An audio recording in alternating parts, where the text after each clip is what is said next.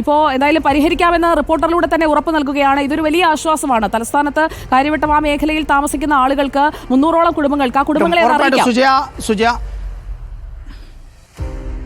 അതെ സുജയ, ഉറപ്പായിട്ടും ഇവർ ഇപ്പോൾ എത്രയും പെട്ടെന്ന് പ്രശ്നം പരിഹരിക്കുമെന്ന് ഉറപ്പ് തന്നിട്ടുണ്ട്.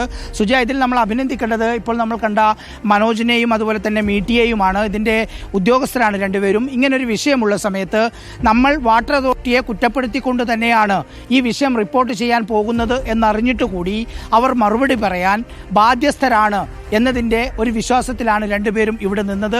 ഇവരുടെ ആത്മാർത്ഥതയെ നമുക്ക് അഭിനന്ദിക്കേണ്ടതുണ്ട്. വളരെ കൃത്യമായി ഇവരുടെ കാര്യങ്ങൾ പറഞ്ഞു. മാത്രമല്ല, എത്രയും പെട്ടെന്ന് ആ കുടിവെള്ള ടാങ്കറിൽ ഇവർക്ക് വെള്ളം എത്തിക്കാനുള്ള സൗകര്യം കൊടുക്കും. അതോടൊപ്പം തന്നെ ഒട്ടും വൈകാതെ തന്നെ ഇവരുടെ പ്രശ്നത്തിന് പരിഹാരം കാണും എന്ന് തന്നെയാണ് അസിസ്റ്റന്റ് എഞ്ചിനീയറും അസിസ്റ്റന്റ് എക്സിക്യൂട്ടീവ് എഞ്ചിനീയറും ഉറപ്പ് തന്നത്. കുറച്ചെങ്കിലും സന്തോഷമായോ? സന്തോഷമായി. ഇനി ഇങ്ങനെ ഒരു പ്രശ്നം വന്നാൽ നമ്മളെ അറിയിച്ചാൽ മതി. ആ ഒരു ഉറപ്പോടെ കൊടുക്കൂ പ്രസാദ്. എന്താണത് NH കട്ട് ചെയ്ത് കൊടുക്കുന്നത് സാറ് ശരിയാക്കാന്ന് സാറ് പറഞ്ഞിട്ടുണ്ട്. ഈ കുടിവെള്ളം ടാങ്കിൽ വന്നതിന് ശേഷം പിന്നെ അത് കിട്ടാതാവുമോ എന്നുള്ളതാണ്. ഈ ടാങ്കറിൽ എത്തിക്കുക എന്ന് പറയുന്ന ഒരു പ്രധാനപ്പെട്ട ഒരു കാര്യമാണല്ലോ. അത് എപ്പോഴത്തേക്കാവും? നാളെ തന്നെ കുടിവെള്ളം എത്തും. അതാണ് ഈ വേറെ ഇതേപോലെ വലിയ വണ്ടിക്ക് ഇങ്ങോട്ട് കയറാൻ പറ്റത്തില്ല. അപ്പോൾ അവൈലബിൾ ആണെങ്കിൽ ചെറിയ വണ്ടിയിൽ എന്തായാലും വണ്ടി വെള്ളം ഇവർക്ക് എത്തിച്ചോളൂ. ഇത് ഏകദേശം എത്ര ദിവസം കൊണ്ട് ഇവരുടെ പൈപ്പിൽ വെള്ളം വരുത്താൻ കഴിയും? ഇപ്പോൾ നിങ്ങൾ മാക്സിമം ട്രൈ ചെയ്താൽ 2 ദിവസത്തിനുള്ള റെഡിയാകും.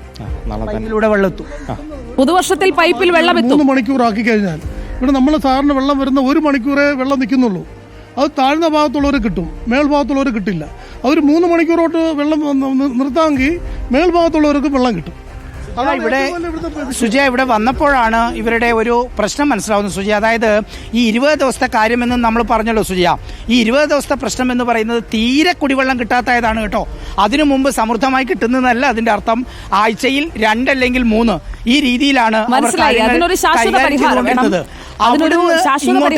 വേണ്ടത്. പ്രസാദ്, ഞാനൊന്ന് റിനുവിലേക്ക് കൂടി പോവുകയാണ്.